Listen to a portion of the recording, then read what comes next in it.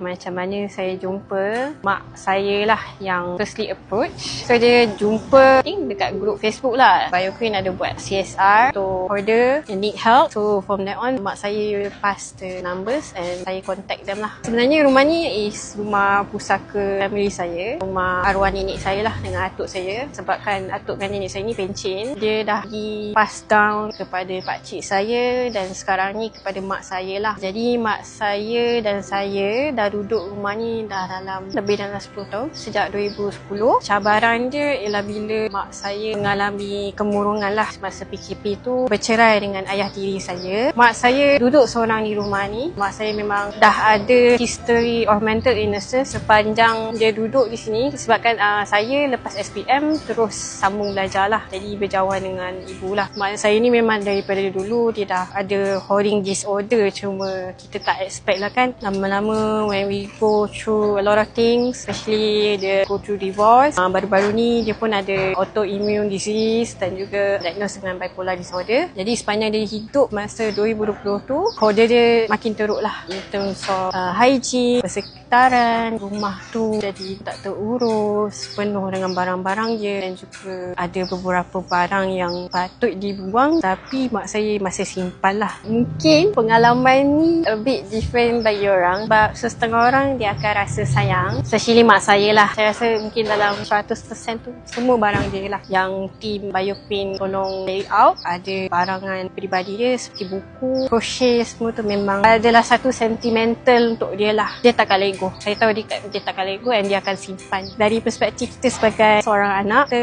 rasa emotional, rasa kesian, ada rasa marah sebab kita ni manusia kan. Kenapa orang ni jadi macam ni, kenapa dia start kumpul barang tak nak buang apa semua. Lama-lama kita kesian yang mungkin ada sebab kenapa dia tak buang macam tu. Bila order dah makin teruk, keadaan tu akan jadi worse lah. Alhamdulillah, at first dia adalah satu cabaran kan, sebab kalau kita tengok stigma masyarakat menikah tu mental health ni tak very open up, and sejujurnya dia dah start buat treatment and all, and Alhamdulillah lah buat masa ni dia dah ada hidup baru dan so on. Bersyukur dia punya mental health tu menjadi semakin baik lah. Saya rasa tanpa healing phases tu, mungkin dia akan still stuck di dalam fasa hoarding tu. Healing ni kita perlukan masa lah. Kita tak boleh expect hari ni kita jumpa doktor, esok kita dah baik. Kalau bagi saya hoarder tu dia dah semakin terkawal lah, dia dah tak teruk dari dulu. Bagi saya mungkin tu penting lah bila kita ada support system. Generally is okay to seek help. Saya faham yang mak saya mungkin a bit ashamed. You're not alone in this world. Mungkin kita rasa segan dengan apa yang kita lalui, kesusahan yang kita lalui.